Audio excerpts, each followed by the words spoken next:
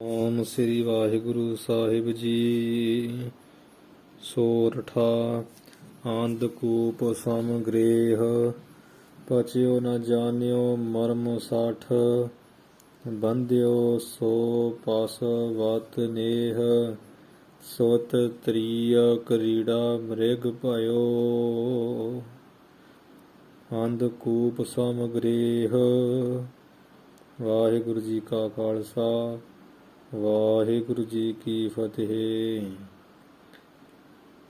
ਸੋ ਵਿਚਾਰਮਾਲਾ ਦੇ ਚੌਥੇ ਵਿਸ਼ਰਾਮ ਦੇ 10 ਦੋਰੇ ਆਪਾਂ ਸੰਪੂਰਨ ਕਰ ਲਏ ਸੀ, ਜਿਸ ਵਿੱਚ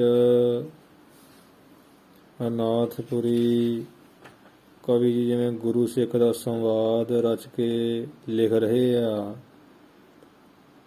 ਇਸ ਗ੍ਰੰਥ ਦੀ ਜਿਹੜੇ ਸਿਧਾਂਤ ਨੂੰ ਵਰਣਨ ਕਰਨ ਵਾਸਤੇ ਪ੍ਰਕਰਨ ਬਣਾ ਕੇ ਲਿਖ ਰਹੇ ਆ, ਤੇ ਉਹਨਾਂ ਨੇ ਜੋ ਪਹਿਲਾ ਦੋਹਰਾ ਉਚਾਰਿਆ ਤੀਸਰੇ ਨੰਬਰ ਤੇ ਕਿ ਪ੍ਰਿਥਮੈ ਜਗਤ ਅਸਕਤ ਤਾਜੈ, ਕਿ ਸਿੱਖ ਜੇ ਤੂੰ ਨਿਰਮਲ ਗਿਆਨ ਪੂਰਨ ਗਿਆਨ ਪ੍ਰਾਪਤ ਕਰਨਾ ਚਾਹੁੰਦਾ ਤੇ ਸੰਸਾਰ ਦਾ ਜਿਹੜਾ ਅਸਕਤ ਮੋਹ ਛੱਡ, ਜਿਹਦੇ ਵਿੱਚ ਦਾਰਾ ਇਸਤਰੀ ਸੁੱਤ ਪੁੱਤਰ ਗ੍ਰਹਿ ਘਰ ਬੇਦ ਧਨ, ਉਹ ਇਸਤਰੀ ਦੀ ਪਰਿਭਾਸ਼ਾ ਜਿਹੜੀ ਸੀ ਛੱਡਣ ਲਈ ਕਿ ਕਿਵੇਂ ਛੱਡਣਾ, ਉਹ ਸਪ੍ਰਕਰਨ ਬਣਾ ਕੇ ਸਾਰਾ ਹੀ ਉਹਨਾਂ ਬੜੇ ਵਿਸਥਾਰ ਨਾਲ ਲਿਖਿਆ। 8 ਪ੍ਰਕਾਰ ਦਾ ਕਾਮ ਵੀ ਆਪਾਂ ਸਰਵਣ ਕੀਤਾ ਤੇ ਉਸ ਦੇ ਰਾਹੀਂ ਸਿੱਖਿਆ ਦਿੱਤੀ ਕਿ ਚੰਗਾ ਮੰਦਾ ਜਾਣਦਾ ਨਹੀਂ ਹੈ ਤੇ ਮੋਹ ਦੇ ਵਿੱਚ ਪੱਕੇ ਤੌਰ ਤੇ ਬੰਧਨ ਨਾਲ ਫੜਿਆ ਹੋਇਆ। ਗੁਰੂ ਦਾ ਜਿਹੜਾ ਦੱਸਿਆ ਹੋਇਆ ਮਗ ਰਸਤਾ ਮਾਰ ਗਿਆ, ਗੁਰ ਕੀ ਕਰਨੀ ਜਿਹੜੀ ਆ ਉਹਨੂੰ ਦੇ ਖੋਜਣਾ ਭਾਲਣਾ ਨੇ ਛੱਡਿਆ, ਚਾਹੁੰਦਾ ਹੀ ਨਹੀਂ ਆ। ਅੰਧੀ ਮਤ ਵਾਲਾ ਸਮੁੰਦਰ ਵਿੱਚ ਇਹ ਡੁੱਬ ਰਿਹਾ, ਸੰਸਾਰ ਸਮੁੰਦਰ 'ਚ ਵਹਿ ਰਿਹਾ, ਮੋਹ ਦੇ ਗੋਤੇ ਖਾਂਦਾ ਹੈ। ਹੁਣ ਅੱਗੇ ਪੁੱਤਰ ਦਾ ਪ੍ਰਕਰਨ ਬਣਦੇ ਹੋਏ ਕਵੀ ਸਾਹਿਬ ਜੀ ਦੋ ਸੋਰਠਾ ਲਿਖ ਰਹੇ। ਆਓ ਆਪਾਂ ਉਸ ਦੀ ਵਿਚਾਰ ਜਿਵੇਂ ਸਮਝ ਪੈਂਦੀ ਸਰਵਣ ਕਰੀਏ ਜੀ। ਸੋਰਠਾ ਅੰਧਕੂਪ ਸਮਗ੍ਰੇਹ। ਇਹ ਸਿੱਖ ਜਿਹੜਾ ਘਰ ਆ, ਗ੍ਰਹਿ ਕਹੀਏ ਘਰ, ਇਹ ਘਰ ਤਾਂ ਅੰਧਕੂਪ, ਜਿਵੇਂ ਪਾਣੀ ਤੋਂ ਬਿਨਾ ਹੁੰਦਾ ਨਾ ਬਹੁਤ ਡੂੰਘਾ ਖੂਹ, ਉਹਨੂੰ ਅੰਨਾ ਖੂਹ ਕਹਿੰਦੇ ਆ। ਜਿਹੜਾ ਪਾਣੀ ਤੋਂ ਬਿਨਾ ਹੁੰਦਾ, ਜੰਗਲ ਬੇਲਿਆਂ 'ਚ ਹੁੰਦਾ, ਬੜਾ ਡੂੰਘਾ ਖੂਹ ਹੁੰਦਾ, ਜਾਂ ਪਾਣੀ 'ਚ ਮੈਲਾ ਗੰਦਾ ਜਿਹਾ ਪਿਆ ਹੁੰਦਾ ਤੇ ਸੱਪ ਸੁੱਪ ਤੁਰੇ ਫਿਰਦੇ ਵਿੱਚ ਹੀ, ਹੋਰ ਕੰਡੇ ਕੁੰਡੇ 'ਚ ਡਿੱਗੇ ਹੁੰਦੇ ਆ, ਬੂਟੇ ਬਾਟੇ ਪੋੜ ਪਿੱਪਲ ਜਿਹੇ ਹੋਏ ਹੁੰਦੇ ਆ। ਉਹ ਅੰਨਾ ਖੂਹ ਹੁੰਦਾ, ਹਨੇਰ ਬੜਾ ਹੁੰਦਾ, ਦਿਖਦਾ ਕੱਖ ਨਹੀਂ ਥੱਲੇ ਕੀ ਵੀ ਧਰਤੀ ਆ ਕਿ ਜਾਂ ਪਾਣੀ ਹੈਗਾ, ਤੇ ਉਹ ਬੜਾ ਦੁਖਦਾਈ। ਉਹ ਅੰਨੇ ਖੂਹ 'ਚ ਡਿੱਗ ਪਏ, ਜੰਗਲ ਵਿੱਚ ਬੰਦਾ ਡਿੱਗ ਪਏ, ਨਾ ਕਿਸੇ ਨੇ ਆਵਾਜ਼ ਦੇਣੀ ਆ ਤੇ ਨਾ ਉੱਥੋਂ ਨਿਕਲਿਆ ਹੀ ਜਾਣਾ, ਥਾਂ ਟਿਕਾਣਾ ਹੀ ਨਹੀਂ ਕੋਈ ਹੁੰਦਾ। ਐਸੀ ਮਿੱਟੀ ਉਹਦੀ ਤਿਲਕਣੀ ਜਿਹੀ ਹੁੰਦੀ। ਕਹਿ ਰਹੇ ਇੱਥੇ ਕਵੀ ਜੀ ਵੀ ਅੰਧਕੂਪ ਭਾਵ ਅੰਨਾ ਜਿਹੜਾ ਖੂਹ ਆ, ਉਸ ਅੰਨੇ ਖੂਹ ਦੇ ਸਮ ਕਹੀਏ ਬਰਾਬਰ ਜਾਣੇ ਆਈ, ਬੜਾ ਦੁਖਦਾਈ ਆ। ਅੰਨਾ ਖੂਹ ਉਹਦੇ ਬਰਾਬਰ ਦੁਖਦਾਈ ਕੀ ਗਰੇ। ਆ ਜਿਹੜਾ ਘਰ ਆ, ਘਰ ਵੀ ਬੜਾ ਅੰਨੇ ਖੂਹ ਦੇ ਨਿਆਈ ਦੁਖਦਾਈ ਆ। ਪਚਿਓ ਨਾ ਜਾਣਿਓ ਮਰਮ ਸਾਠ। ਇਹ ਜਿਹੜਾ ਸਾਠ ਕਹੀਏ ਮੂਰਖ ਬੰਦਾ, ਐਸੇ ਘਰ ਰੂਪੀ ਅੰਨੇ ਖੂਹ ਦੇ ਮੋਹ ਦੇ ਵਿੱਚ ਤੇ ਪਚਿਓ ਫਸਿਆ ਹੀ ਪਿਆ।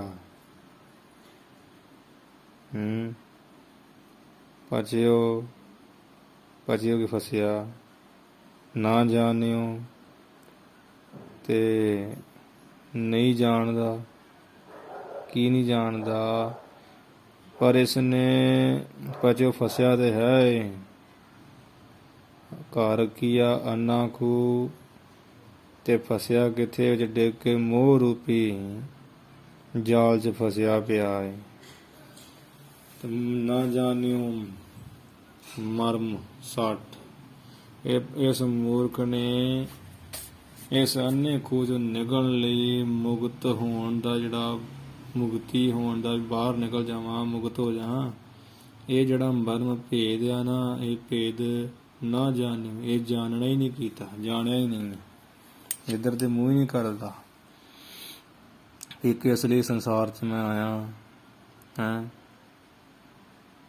ਇਹ ਮੂਰਖ ਨੇ ਜਾਣਿਆ ਨਹੀਂ ਕਿ ਮੈਂ ਹੈਗਾ ਕੀ ਆ।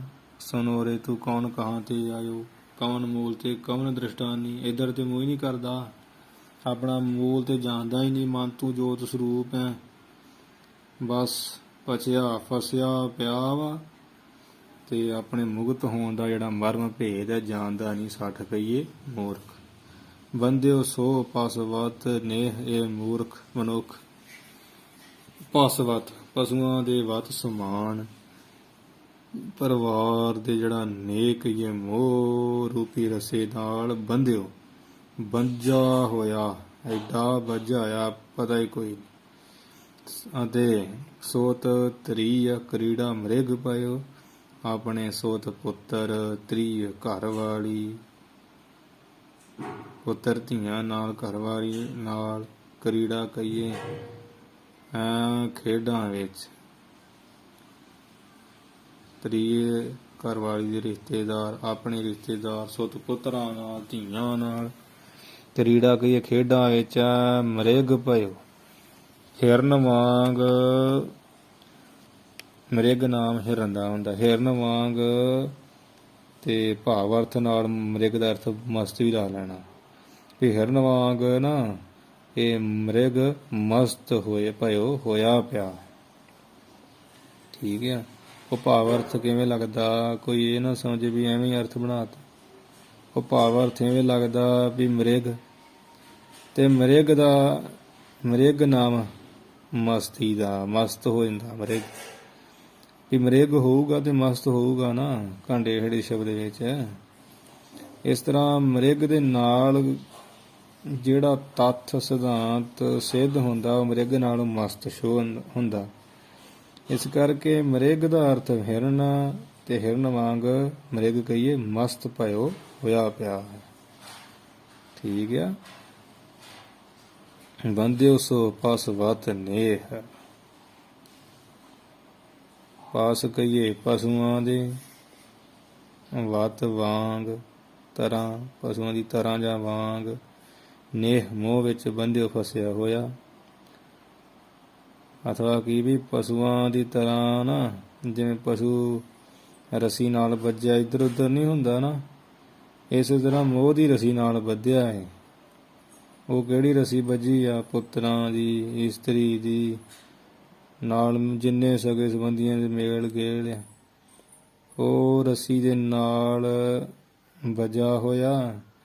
ਤੇ ਧੀਆਂ ਪੁੱਤਰਾਂ ਇਸਤਰੀ ਨੂੰ ਆ ਕਰੀੜਾਂ ਖਿਲਾਉਣ ਵਿੱਚ ਹਿਰਨਾਂ ਦੀ ਤਰ੍ਹਾਂ ਮ੍ਰਿਗ ਭਇਓ, ਹਿਰਨਾਂ ਦੀ ਤਰ੍ਹਾਂ ਬਣਿਆ ਹੋਇਆ। ਸੋਤ ਤ੍ਰੀ ਕਰੀੜਾ, ਭਾਵ ਇਸਤਰੀ ਪੁੱਤਰ ਨਾਲ ਕਰੀੜਾ ਕਹੀਏ ਖੇਡਾਂ ਕਰਦਾ, ਉਹਨਾਂ ਨੂੰ ਪ੍ਰਸੰਨ ਕਰਦਾ। ਬਹੁ ਪਰ ਪੰਜ ਕਰ ਪਾਤਾਂ ਲਿਆਵੈ, ਸੁਤ ਦੌਰਾ ਪੈ ਆਨ ਲਟਾਵੈ। ਇਹ ਨਹੀਂ ਬਣਦਾ ਸੋਤ ਤ੍ਰੀ ਕਰੀੜਾ। ਸੋਤ ਸਪੁੱਤਰਾਂ, ਇਸਤਰੀ ਘਰ ਵਾਲੀ ਦੀ ਕਰੀੜਾ ਕਹੀਏ ਨੇਹ, ਸਨੇਹ ਦੇ ਵਿੱਚ ਲੱਗਾ ਹੋਇਆ ਨਾ। ਹਿਰਨ ਦੀ ਮ੍ਰਿਗ ਭਇਓ, ਹਿਰਨ ਦੀ ਤਰ੍ਹਾਂ ਦੌੜਿਆ ਫਿਰਦਾ, ਮਸਤ ਹੋਇਆ ਭੱਜਿਆ ਹੀ ਫਿਰਦਾ ਦੂਰ ਦੂਰ ਤੱਕ, ਕਦੀ ਕਿਤੇ ਬਿਜ਼ਨਸਮੈਨ ਬਣਿਆ। ਹਾਂਜੀ, ਇਹ ਬੰਦਿਓ ਸੋ ਪਸਵਤ ਨੇਹ, ਇਹਦਾ ਅਰਥ ਸਪਸ਼ਟ ਹੋ ਚੁੱਕਾ ਹੈ। ਦੋਹਰਾ ਦਰਬ ਦੁਖਦ ਤਿਹੁ ਭਾਂਤ। ਇਹ ਸਿੱਖ, ਇਹ ਜਿਹੜਾ ਦਰਬ ਧਨ ਤਿਹੁ ਭਾਂਤ, ਇਹ ਜਿਹੜਾ ਦਰਬ, ਇਹ ਪੁੱਤਰ ਕਰੀੜਾਂ, ਇਹ ਸਿੱਖ, ਇਹ ਜਿਹੜਾ ਦਰਬ ਧਨ ਵੀ ਤਿਉ ਕਹੀਏ ਉਹਨਾਂ ਤਿਨਾਂ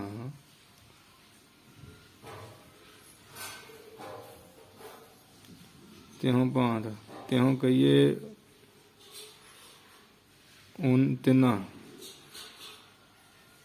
ਭਾਂਤ ਕਹੀਏ ਤਰ੍ਹਾਂ, ਉਹਨਾਂ ਦੀ ਤਰ੍ਹਾਂ ਭਾਵ ਇਸਤਰੀ ਪੁੱਤਰ ਘਰ, ਉਹ ਤਿੰਨ ਹੀ ਹੈ ਨਾ। ਤਿੰਨ ਦਾ ਅਰਥ ਤਿੰਨਾਂ, ਤਿੰਨ ਦਾ ਅਰਥ ਉਹਨਾਂ, ਉਹਨਾਂ ਤਿੰਨਾਂ, ਦੋਵੇਂ ਅਰਥ ਲਾ ਲੈਣੇ ਤਿੰਨ ਤੋਂ। ਉਹਨਾਂ ਤੇ ਤਿੰਨ ਕਹੀਏ ਤਿੰਨਾਂ, ਉਹਨਾਂ ਤਿੰਨਾਂ ਭਾਵ ਇਸਤਰੀ ਪੁੱਤਰ ਦੇ ਘਰ ਦੀ ਭਾਂਤ ਕਹੀਏ ਤਰ੍ਹਾਂ ਦੁਖਦ, ਦੁੱਖ ਰੂਪੀ ਹੈ ਦਰਬ। ਪੈਸਾ ਵੀ ਦੁਖਦ ਕਹੀਏ, ਦੁੱਖ ਦਾ ਕਹੀਏ ਦੇਣ ਵਾਲਾ। ਤਿਉ ਭਾਂਤ ਉਹਨਾਂ ਦੀ ਤਰ੍ਹਾਂ ਹੀ, ਪੁੱਤਰ ਇਸਤਰੀ ਘਰ ਉਹਨਾਂ ਦੀ ਤਰ੍ਹਾਂ, ਠੀਕ ਆ। ਅਥਵਾ ਇਹੋ ਜਿਹੜਾ ਧਨ ਆ, ਤਿਉ ਕਹੀਏ ਤਿੰਨ ਭਾਂਤ, ਤਿਉ ਦਾ ਅਰਥ ਤਿੰਨ, ਭਾਂਤ ਕਈ ਤਰੀਕਿਆਂ ਕਰਕੇ। ਇਹ ਧਨ ਜਿਹੜਾ ਨਾ ਤਿੰਨ ਤਰੀਕਿਆਂ ਕਰਕੇ ਦੁਖਦ ਕਹੀਏ ਦੁੱਖ ਰੂਪ ਹੀ ਹੈ। ਉਹ ਤਿੰਨ ਤਰੀਕੇ ਜਿਹੜੇ ਆ ਅਗਲੇ ਦੋਰੇ ਵਿੱਚ ਉਹਨਾਂ ਨੇ ਕਥਨ ਕੀਤੇ ਆ ਕਵੀ ਜੀ ਨੇ। ਯਹ ਸੰਪਤ ਮਾਨਤ ਕੂਰ, ਯਹ ਸੰਪਤ ਮਾਨਤ ਕੂਰ। ਪਰ ਕੂਰ ਕੀ ਜਿਹੜਾ ਝੂਠਾ ਮਨੁੱਖਿਆ ਪਖੰਡੀ, ਇਸ ਧਨ ਨੂੰ ਹੀ ਆਪਣੀ ਸਾਰੀ ਜਿਹੜੀ ਸੰਪਤ ਕਹੇ ਵਿਭੂਤੀ ਹੈ ਮਾਨਤ ਮੰਨਦਾ ਹੈ, ਮੰਨੀ ਬੈਠਾ। ਜੋ ਇਸ ਸਮਤਾ ਨੂੰ ਆਪਣੀ ਮੰਨਦਾ ਹੈ ਉਹ ਮਨੁੱਖ ਝੂਠਾ ਸਮਝਣਾ ਚਾਹੀਦਾ ਹੈ। ਯਹ ਸੰਪਤ ਅਰਥ ਵਾਸਤੇ ਯਹ ਸੰਪਤ, ਜਿਹੜਾ ਇਸ ਸੰਪਤੀ ਵਿਭੂਤੀ ਨੂੰ ਜਿਹੜੀ ਦੁੱਖ ਰੂਪ ਆ ਇਹਨੂੰ ਆਪਣੀ ਮਾਨਤ ਕਹੀਏ ਸਮਝਦਾ ਨਾ, ਉਹ ਕੂਰ, ਉਹਨੂੰ ਝੂਠਾ ਸਮਝਣਾ ਚਾਹੀਦਾ। ਇਹ ਸੰਪਦਾ ਕਿਉਂਕਿ ਕੂਰ ਕਈ ਝੂਠੀ ਆ, ਭਾਵ ਨਾਸਵਾਨ ਆ। ਪਰ ਜਿਹੜਾ ਮਨੁੱਖ ਆ ਇਹਦੇ ਲਾਲਚ ਵਿੱਚ ਆ ਕੇ ਨਾ ਇਸ ਨੂੰ ਆਪਣਾ ਹੀ ਸਭ ਕੁਝ ਇਹ ਸੰਪਤ, ਇਹ ਸੰਪਤੀ ਵਿਭੂਤੀ ਨੂੰ ਮਾਨ ਤੇ ਮੰਨੀ ਬੈਠਾ। ਇਹਦੇ ਕਸਮ ਮਰੇ ਤੋਂ ਨਾਰ ਨ ਰੋਵੇ, ਉਸ ਰਖਵਾਰਾ ਔਰ ਉਹ ਹੋਵੇ। ਰਖਵਾਲੇ ਦੇ ਕਈ ਬੈਠੇ ਆ ਪਰ ਭੌਣ ਭੰਡਾਰ ਧਰਾ ਗੜ ਜੇ ਤੇ ਕੋਈ ਛਾੜਤ ਬਰਾਨ ਬੇਗਾਨ ਕਹੈ। ਇਹ ਤੇ ਬੇਗਾਨਾ ਕਹਿਣ ਲੱਗ ਪੈਂਦੀ ਜਦੋਂ ਪ੍ਰਾਣ ਛੁੱਟ ਜਾਂਦੇ ਆ। ਪਰ ਬੰਦਾ ਇਸ ਨੂੰ ਸੁੱਖ ਮੰਨਦਾ। ਦਰਬ ਦੁਖਦ ਤਿਉ ਭਾਂਤ, ਸੁਖਾਲਾ ਅਰਥ ਵੀ ਸੁਪੁੱਤਰ ਇਸਤਰੀ ਘਰ। ਇਹਨਾਂ ਜਿਹੜੇ ਤਿਉ ਕਹੀਏ ਤਿੰਨਾਂ ਦੀ ਭਾਂਤ ਕਹੀਏ ਤਰ੍ਹਾਂ, ਇਹ ਜਿਹੜਾ ਦਰਬ ਆ ਨਾ ਪੈਸਾ ਧਨ, ਇਹ ਵੀ ਦੁੱਖ ਦੇਣ ਵਾਲਾ ਹੀ ਹੈ। ਦਾ ਅਰਥ ਦੇਣ ਵਾਲਾ, ਦੁੱਖ ਦਾ ਅਰਥ ਦੁੱਖ, ਦੁੱਖ ਦੇਣ ਵਾਲਾ ਭਾਵ ਦੁਖਦਾਈ ਹੈ। ਇਹ ਸੰਪਦ ਮਾਨਤ ਕੂਰ। ਪਰ ਮਨੁੱਖ ਇਸ ਜਿਹੜਾ ਕੂਰ ਝੂਠੀ ਸੰਪਤੀ ਆ ਇਹਨੂੰ ਆਪਣਾ ਮਾਨਤ ਕਹੀਏ ਮੰਨੀ ਬੈਠਾ, ਮੰਨਦਾ ਹੈ। ਵਿਸਰਿਓ ਆਤਮ ਗਿਆਨ ਧਨ, ਇਸ ਝੂਠੀ ਮਾਇਆ ਦੀ ਲਾਲਚ ਕਾਰਨ ਮਨੁੱਖ ਨੂੰ ਜਿਹੜਾ ਆਤਮ ਗਿਆਨ ਹੈ, ਉਹ ਕੀ ਨਿਜ ਸਰੂਪ ਦਾ ਗਿਆਨ, ਆਪੇ ਦਾ ਗਿਆਨ ਹੈ, ਉਹ ਗਿਆ ਧਨ, ਉਹ ਅਸਲੀ ਧਨ ਹੈ। ਅਸਲੀ ਧਨ ਆ ਆਪਣੇ ਸਰੂਪ ਦਾ ਗਿਆਨ ਪ੍ਰਾਪਤ ਕਰਨਾ ਹੈ। ਉਹ ਕਰਨਾ ਕਿਵੇਂ? ਗੁਰੂ ਦੀ ਮੱਤ ਲੈ ਕੇ, ਨਾਮ ਪ੍ਰਾਪਤ ਕਰਕੇ, ਗੁਰ ਕੀ ਮੱਤ ਤੋਂ ਲੇਹ ਆਨੇ। ਉਹਦੇ ਨਾਲ ਨਿਜ ਸਰੂਪ ਦਾ ਗਿਆਨ ਨਾ ਹੋਣਾ, ਕਿਉਂਕਿ ਗੁਰੂ ਹੀ ਗਿਆਨ ਕਰਾ ਸਕਦੇ ਆ, ਗਿਆਨ ਦਾ ਨਾਸ਼ ਕਰ ਸਕਦੇ। ਉਹ ਸਰੂਪ ਦਾ ਗਿਆਨ ਰੂਪੀ ਜਿਹੜਾ ਅਸਲੀ ਧਨ ਆ, ਬਿਸਰਿਓ ਕਹੀਏ ਉਹਦੇ ਭੁੱਲ ਗਿਆ ਹੈ। ਜੋ ਆਤਮ ਗਿਆਨ ਰੂਪੀ ਉਹਦੇ ਭੁੱਲ ਗਿਆ। ਸਭ ਸੁਖ ਸੰਪਤ ਮੂਰ, ਜੋ ਆਤਮ ਗਿਆਨ ਰੂਪੀ ਧਨ, ਨਿਜ ਸਰੂਪ ਗਿਆਨ ਰੂਪੀ ਅਸਲੀ ਧਨ, ਸਭ ਸੁਖ, ਸਾਰੇ ਸੁੱਖਾਂ ਅਤੇ ਸੰਪਤ ਕਈ ਵਿਭੂਤੀ ਦਾ ਮੂਰ ਮੋਢਿਆ। ਸਭ ਸੁਖ ਭਾਵ ਕੇ ਸਾਰੇ ਸੁਖ, ਸਾਰੇ ਸੁਖ ਭਾਵ ਕੀ ਬ੍ਰਹਮ ਅਤੇ ਸੰਪਤੀ, ਉਸ ਦੀ ਪ੍ਰਾਪਤੀ ਦਾ ਜਿਹੜਾ ਮੂਲ ਕਾਰਨ ਆ ਆਤਮ ਗਿਆਨ ਰੂਪੀ ਧਨ ਹੀ ਹੈ। ਪਰ ਝੂਠੀ ਮਾਇਆ ਦੇ ਲਾਲਚ ਵਿੱਚ ਲੱਗ ਕੇ ਮਨੁੱਖ ਨੇ ਉਹ ਭੁਲਾ ਦਿੱਤਾ ਹੈ। ਗੁਰਬਾਣੀ ਚ ਆਉਂਦਾ ਨਾ, ਝੂਠੀ ਮਾਇਆ ਦੇਖ ਕੇ ਭੂਲਾ ਰੇ ਮਨਾ। ਆਸਾ ਰਾਗ ਚ ਭਗਤ ਨਾਮਦੇਵ ਦਾ ਆਉਂਦਾ ਸ਼ਬਦ। ਤੇ ਇਸ ਤਰ੍ਹਾਂ ਆਤਮ ਗਿਆਨ ਰੂਪੀ ਜਿਹੜਾ ਬਿਸਰਿਓ ਆਤਮ ਗਿਆਨ ਦਾ, ਜਿਹੜਾ ਆਤਮ ਗਿਆਨ ਭਾਵ ਆਪਣੇ ਆਪੇ ਦਾ ਜਿਹੜਾ ਸਰੂਪ ਦਾ ਗਿਆਨ ਆ, ਇਹ ਤੇ ਹੈ ਧਨ ਮਹਾਨ, ਤੇ ਉਹ ਬਿਸਰਿਓ ਭੁੱਲਿਆ ਹੋਇਆ। ਕਾਹਦੇ ਕਰਕੇ?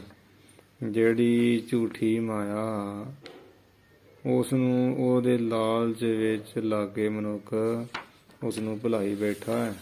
ਜੋ ਆਤਮ ਗਿਆਨ ਸਭ ਸੁੱਖ, ਸਾਰੇ ਸੁੱਖਾਂ ਦਾ ਹੀ ਤੇ ਸੰਪਤੀ ਦਾ ਹੀ ਮੂਲ ਮੋਢਿਆ।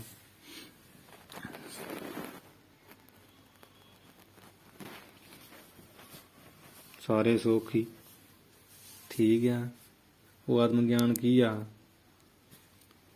ਤੇ ਉਹ ਆਤਮ ਗਿਆਨ ਕੀ ਆ ਵੀ ਇੱਕ ਤੇ ਸਾਰੇ ਸੁੱਖ ਬਖਸ਼ਦਾ, ਇੱਕ ਸਾਰੇ ਸੁੱਖਾਂ ਦਾ ਅਰਥ ਕੀ ਹੈ ਵੀ ਬ੍ਰਹਮ ਪਰਮਾਤਮਾ ਸਾਰੇ ਸੁੱਖਾਂ ਦਾ ਹੀ ਆ ਮਾਲਕ, ਸਰਬ ਸੁੱਖਾਂ ਦਾ ਦਾਤਾ ਸਤਿਗੁਰ। ਤੇ ਸੰਪਤ ਆ ਜਿਹੜੀ ਬ੍ਰਹਮ, ਸਾਰੇ ਸੁੱਖ ਆਤਮ ਗਿਆਨ ਬਖਸ਼ਦਾ, ਬ੍ਰਹਮ ਦੀ ਪ੍ਰਾਪਤੀ ਬਖਸ਼ਦਾ, ਸੰਪਤੀ ਬਖਸ਼ਦਾ। ਉਹਦੀ ਪ੍ਰਾਪਤੀ ਦਾ ਮੂਲ ਕਾਰਨ ਆ ਆਤਮ ਗਿਆਨ, ਉਹ ਤੇ ਭੁਲਾ ਹੀ ਦਿੱਤਾ। ਕਾਹਦੇ ਕਰਕੇ? ਜਿਹੜੀ ਕੂਰ ਝੂਠੀ ਮਾਇਆ, ਉਹਦੇ ਕਰਕੇ। ਆਤਮਾ ਦਾ ਗਿਆਨ ਰੂਪੀ ਸੱਚਾ ਧਨ ਬਿਸਰਿਓ ਆਤਮ ਗਿਆਨ ਧਨ, ਭਾਵ ਕਿ ਆਤਮਾ ਦਾ ਜਿਹੜਾ ਗਿਆਨ ਰੂਪੀ ਸੱਚਾ ਧਨ ਆ, ਬਿਸਰਿਓ ਭੁਲਾ ਹੀ ਦਿੱਤਾ ਹੈ। ਸਿੱਧਾ ਜਿਹਾ ਸੌਖਾ ਸਭ ਸੁਖ ਸੰਪਤ ਮੂਰ, ਜੋ ਸਾਰੇ ਸੁੱਖਾਂ ਦੀ ਸੰਪਤ ਵਿਭੂਤੀ ਆ ਤੇ ਸਾਰੇ ਸੁੱਖਾਂ ਦਾ ਹੀ ਸੰਪਦਾ ਦਾ ਹੀ ਮੂਲ ਕਹੀਏ ਮੁੱਢ ਸੀ। ਏਦਾਂ ਇਹ ਜਿੱਥੇ ਸਭ ਪਾਠ ਹੈ ਨਾ, ਸਸਾ ਭੱਬਾ, ਸਭ ਸੁੱਖ ਸੰਪਤ ਮੂਰ, ਸਭ ਦੇ ਭੱਬੇ ਨੂੰ ਸਿਹਾਰੀ ਲੱਗਣੀ ਆ, ਸਿਹਾਰੀ ਲਾ ਲੈਣੀ। ਬਿਸਰਿਓ ਪਾਠ ਦਾ ਹੀ ਅੱਧਾ, ਬਾਕੀ ਪਾਠ ਉਸੇ ਪ੍ਰਕਾਰ ਹੀ ਹੈ। ਦੋਹਰਾ ਯਤਨ ਬਹੁਤ ਹੀ ਬਹੁਤ ਯਤਨ ਪ੍ਰਾਨੀ ਕਰੈ। ਇੱਥੇ ਪਾਠ ਅੰਤਰ ਵੀ ਹੈਗਾ। ਕਈ ਪੁਰਾਤਨ ਖਰੜਿਆਂ ਵਿੱਚ ਬਹੁ ਉਦਮ ਪਾਠ ਹੀ ਹੈ, ਬਹੁ ਉਦਮ ਪਾਠ ਅੰਤਰ ਹੈਗਾ ਇੱਥੇ। ਤੇ ਮੁੱਖ ਰੂਪ ਵਿੱਚ ਪਾਠ ਬਹੁਤ ਯਤਨ, ਦੋਵੇਂ ਤਰੀਕੇ ਨਾਲ ਹੀ ਅਰਥ ਸਿੱਧ ਹੋ ਜਾਏਗਾ। ਬਹੁਤ ਯਤਨ ਪ੍ਰਾਨੀ ਕਰੇ ਸਿੱਖ, ਇਹ ਜਿਹੜਾ ਇਹ ਦੁਨਿਆਵੀ ਧਨ ਆ ਨਾ, ਤਿੰਨ ਤਰੀਕਿਆਂ ਕਰਕੇ ਦੁੱਖ ਰੂਪ ਆ। ਪਹਿਲਾਂ ਇਸ ਧਨ ਦੀ ਪ੍ਰਾਪਤੀ ਲਈ ਪੁਰਾਣਾ ਧਾਰੀ ਜੀਵ ਮਨੁੱਖ ਆ, ਬਹੁਤ ਬਹੁਤ ਕਈਏ ਬਿਆੰਤੀ ਜਤਨ ਉਦਮ ਉਪਰਾਲੇ ਕਰੇ ਕਰਦਾ। ਆਤ ਕਲੇਸ਼ਤਾ ਹੇਤ ਜੋ ਆਤ ਕਹੀਏ ਅਤਿਅੰਤ ਬੇਅੰਤ ਆਤਸ਼ੈ ਕਰਕੇ ਕਲੇਸ਼ਤਾ ਕਹੀਏ ਦੁੱਖਾਂ ਦਾ ਹੇਤ ਕਾਰਨ ਹੈ। ਜੋ ਬਹੁਤ ਦੁੱਖਾਂ ਦਾ ਕਾਰਨ ਹਨ ਜਿਹੜੇ ਉਦਮ। ਇਸ ਪ੍ਰਕਾਰ ਇਹ ਧਨ ਪ੍ਰਾਪਤੀ ਕਾਲ ਦੇ ਵਿੱਚ ਬਹੁਤ ਦੁੱਖ ਰੂਪ ਹੈ। ਉਹ ਪਿੱਛੇ ਆਇਆ ਸੀ ਨਾ, ਆਪਾਂ ਪੜਿਆ ਸੀ ਨਾ ਵੀ ਦਰਬ ਦੁਖਦ ਤਿਉ ਭਾਂਤ, ਵੀ ਤਿੰਨਾਂ ਤਰ੍ਹਾਂ ਦੇ ਨਾਲ ਹੀ ਇਹ ਦੁੱਖ ਰੂਪ ਆ। ਦਰਬ ਕਹੀਏ ਧਨ ਹੀ ਦੁੱਖ ਦੇਣ ਵਾਲਾ, ਤਿਉ ਭਾਂਤ ਤਿਉ ਕਹੀਏ ਤਿੰਨਾਂ ਭਾਂਤ ਕੇ ਤਰੀਕਿਆਂ ਕਰਕੇ ਦੁੱਖ ਰੂਪ ਆ ਧਨ। ਤੋ ਤਿੰਨ ਤਰੀਕੇ ਵੀ ਆਪਾਂ ਕਿਹਾ ਸੀ ਨਾ ਵੀ ਅਗਲੇ ਦੋਹਰੇ ਵਿੱਚ ਕਥਨ ਕੀਤੇ, ਇੱਥੇ ਹੁਣ ਸਿੱਧ ਹੋਣ ਲੱਗੇ ਆ। ਅਗਲਾ ਦੋਹਰਾ ਹੀ ਹੈ, ਤਿੰਨ ਤਰੀਕਿਆਂ ਕਰਕੇ ਧਨ ਦੁੱਖ ਰੂਪ ਆ। ਉਹ ਇੱਥੇ ਹੁਣ ਜਿਹੜਾ ਦੱਸ ਰਹੇ ਕਿ ਬਹੁਤ ਯਤਨ ਪ੍ਰਾਣੀ ਕਰੇ। ਪ੍ਰਾਣਾਧਾਰੀ ਜੀਵ ਧਨ ਨੂੰ ਇਕੱਤਰ ਕਰਨ ਲਈ, ਇਕੱਠਿਆਂ ਕਰਨ ਲਈ ਬੜਾ ਜਿਹੜਾ ਨਾ ਉਦਮ ਕਰਦਾ। ਹਰ ਅਤ ਕਲੇਸ਼ਤਾ ਹੈ ਅਤੇ ਤਿਸ ਧਨ ਦੇ ਹੇਤ ਕਹੀਏ ਵਾਸਤੇ ਬੜੇ ਕਲੇਸ਼ ਦੁੱਖ ਵੀ ਭੋਗਦਾ। ਅਥਵਾ ਕਿ ਅਤਿਅੰਤ ਕਲੇਸ਼ਾਂ ਝਗੜਿਆਂ ਦਾ ਜੋ ਹੇਤ ਕਾਰਨ ਹੈ ਨਾ ਧਨ, ਇਸ ਨੂੰ ਇਕੱਠਿਆਂ ਕਰਨ ਲਈ ਬੜੇ ਉਦਮ ਕਰਦਾ ਇਹ ਜੀਵ। ਇਸ ਪ੍ਰਕਾਰ ਇਹ ਧਨ ਪ੍ਰਾਪਤੀ ਕਾਲ ਦੇ ਵਿੱਚ ਜਦੋਂ ਧਨ ਪ੍ਰਾਪਤ ਕਰੀਦਾ ਨਾ, ਜਦੋਂ ਨੂੰ ਇਕੱਠਾ ਕਰਨਾ ਹੁੰਦਾ, ਸਿੱਖ ਬੜਾ ਹੀ ਨਾ ਦੁੱਖ ਹੁੰਦਾ ਏ। ਇਹ ਦੁੱਖ ਰੂਪ ਹੈ ਬੜਾ। ਅੱਗੇ ਖੋਲ ਰਹੇ ਜੁਰੈ ਤਾਂ ਰੱਛਾ ਨਿਬਟ ਦੁੱਖ। ਸੁਣੋ ਤਿੰਨ ਕਿਹੜੇ ਤਰੀਕੇ। ਜੇਕਰ ਕਿਤੇ ਪੁੰਨ ਕਰਮਾਂ ਕਰਕੇ ਧਨ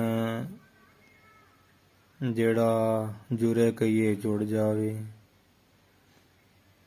ਜਾਵੇ ਪਾਪ ਪ੍ਰਾਪਤ, ਆਪਾਂ ਕਹਿੰਦੇ ਜੁੜ ਗਿਆ ਤੈਨੂੰ, ਪਾਪ ਪ੍ਰਾਪਤ ਹੋ ਗਿਆ ਤੈਨੂੰ। ਇਸੇ ਤਰ੍ਹਾਂ ਵੀ ਇਹ ਧਨ ਪੁੰਨ ਕਰਮਾਂ ਕਰਕੇ ਚਲੋ ਭਾਗ ਚੰਗੇ ਹੋਣ ਵੀ ਜੁੜ ਜਾਵੇ, ਪ੍ਰਾਪਤ ਹੋ ਜਾਵੇ, ਤਾਂ ਰੱਛਾ ਅਰਥ ਵਾਸਤੇ ਇਸ ਤਰ੍ਹਾਂ ਕਰਨਾ ਹੈ। ਪਹਿਲਾਂ ਜੁੜੇ ਸ਼ਬਦ ਦਾ, ਫਿਰ ਰੱਛਾ ਦਾ। ਤਾਂ ਕਹੀਏ ਤਦ ਇਸ ਧਨ ਦੀ ਰੱਖਿਆ ਲਈ ਨਿਪਟ ਸਮੂਹ।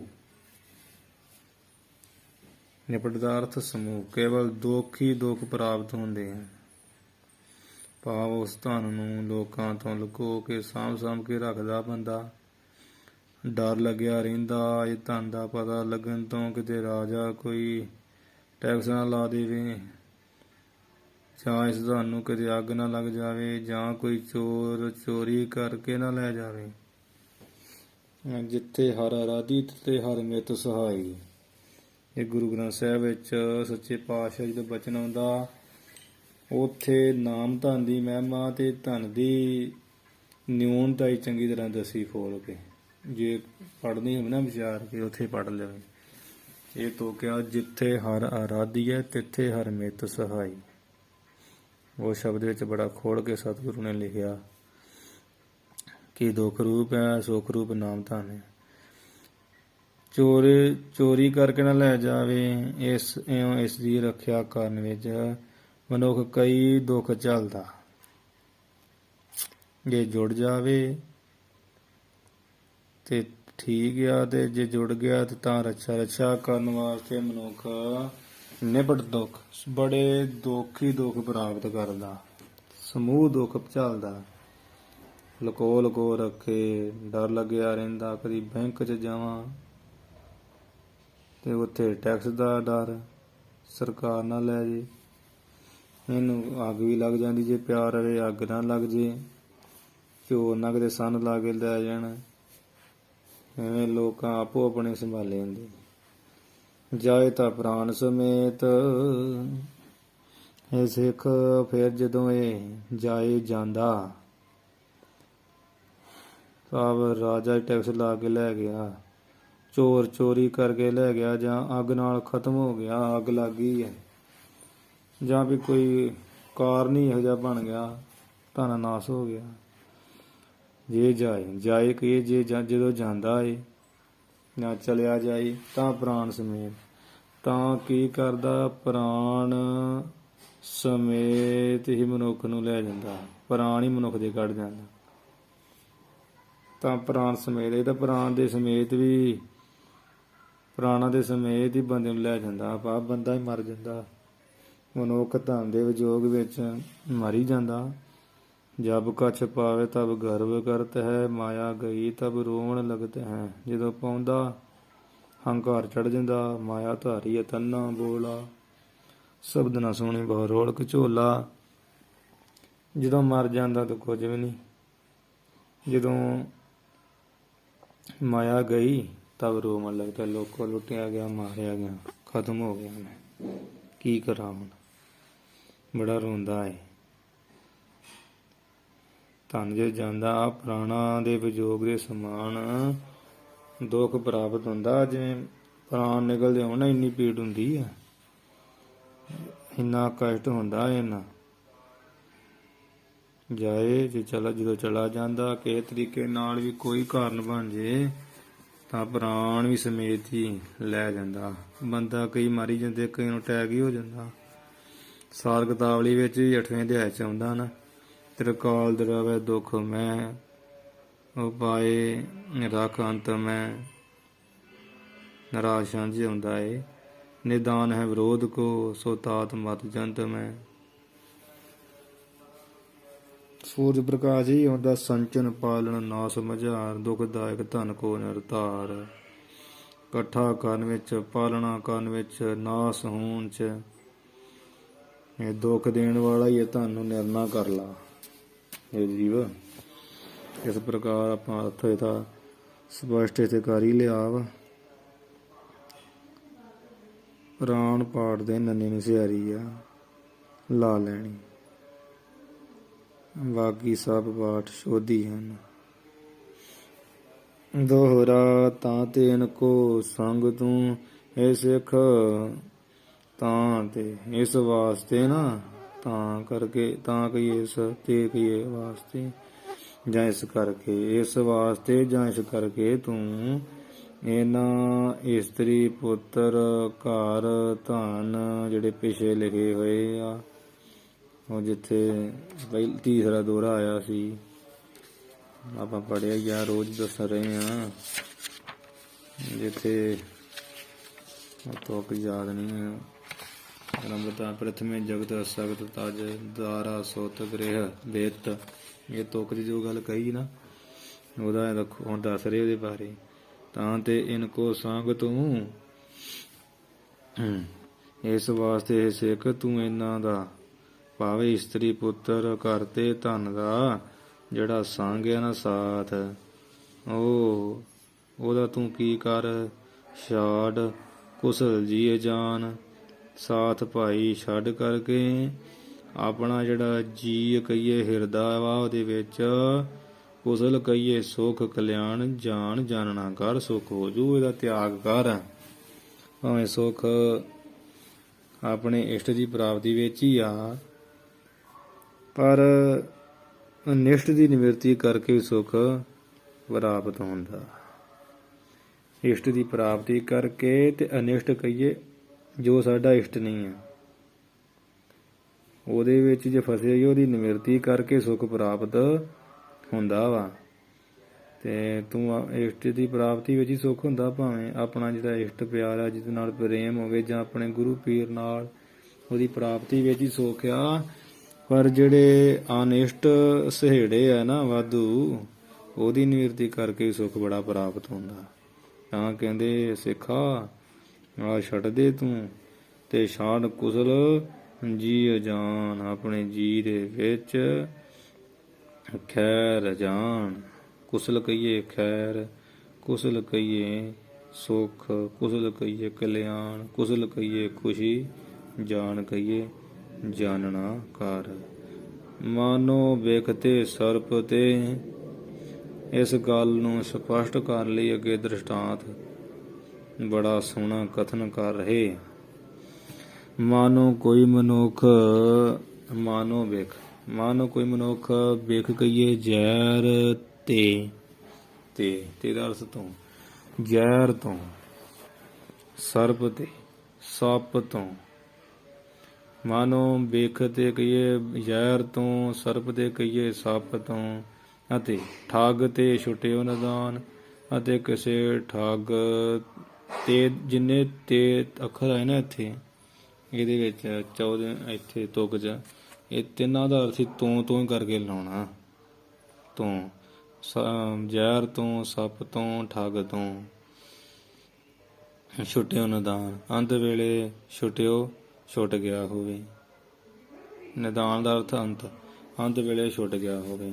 ਤਦ ਉਹ ਆਪਣੇ ਆਪ ਨੂੰ ਬਹੁਤ ਸੁਖੀ ਮੰਨਦਾ ਕਿ ਮੈਂ ਉਹਨਾਂ ਤੋਂ ਬਚ ਗਿਆ ਹਾਂ।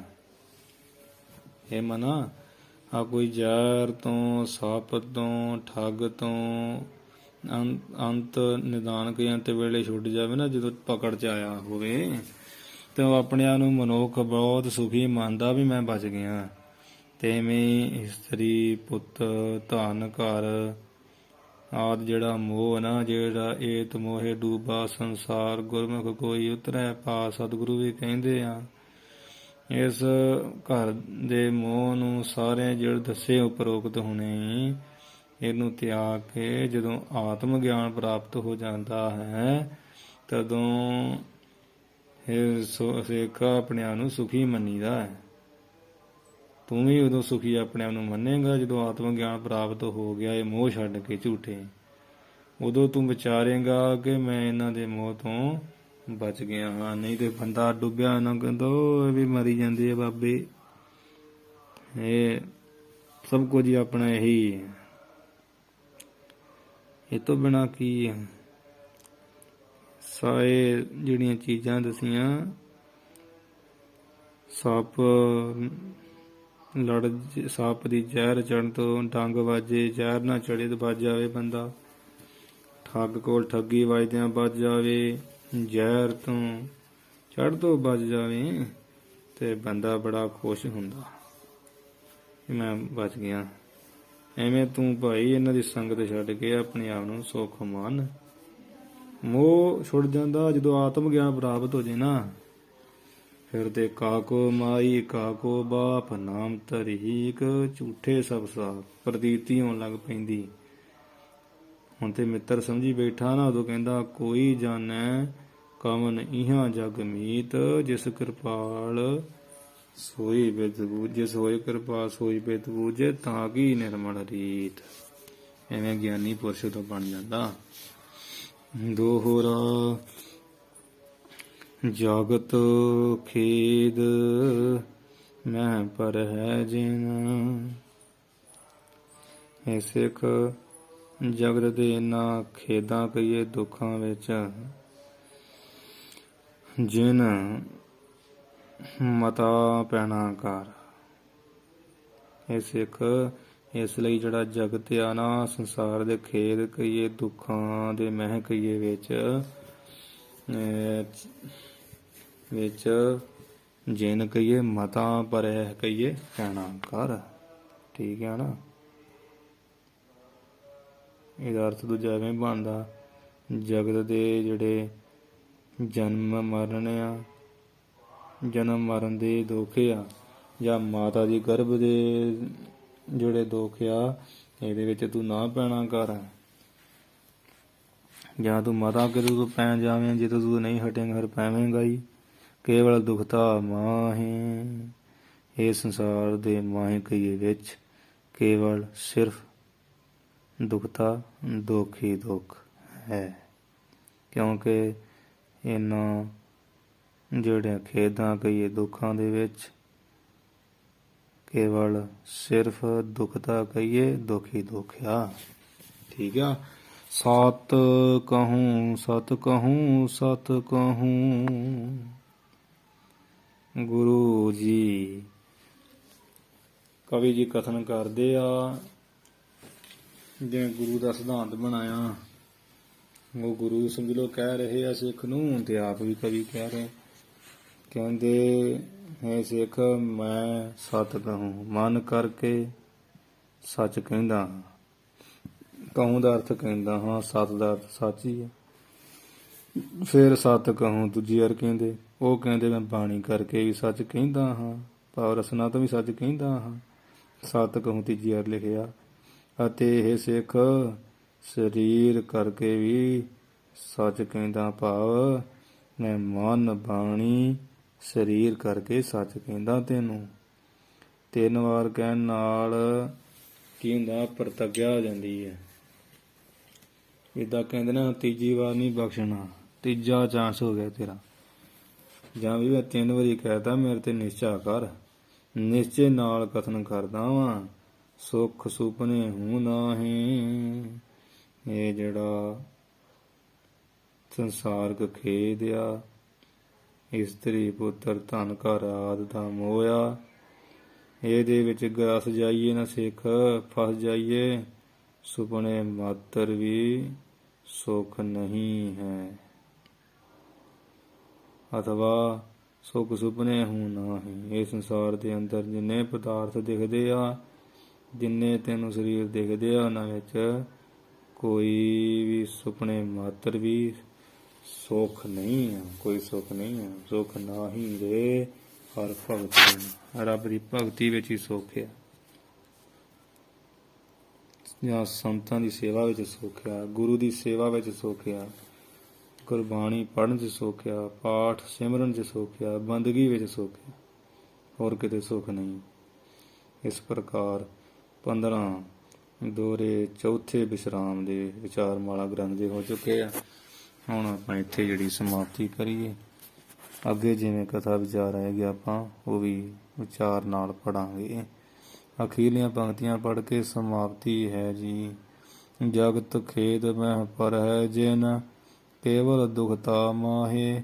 ਸਤ ਕਹੂੰ ਸਤ ਕਹੂੰ ਸਤ ਕਹੂੰ, ਸੁਖ ਸੁਪਨੇ ਹੂੰ ਨਾਹੇ। ਵਾਹਿਗੁਰੂ ਜੀ ਕਾ ਖਾਲਸਾ, ਵਾਹਿਗੁਰੂ ਜੀ ਕੀ ਫਤਿਹ।